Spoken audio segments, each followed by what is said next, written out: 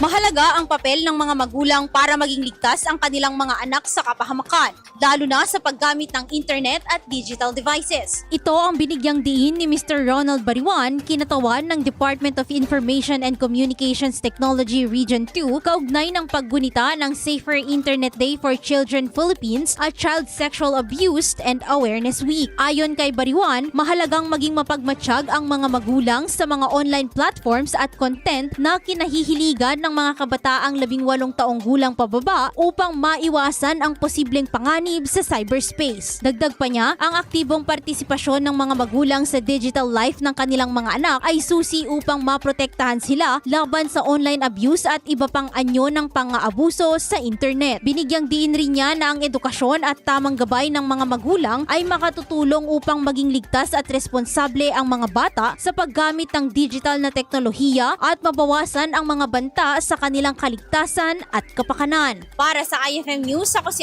Idol Zarina Franco. Idol! IFM News.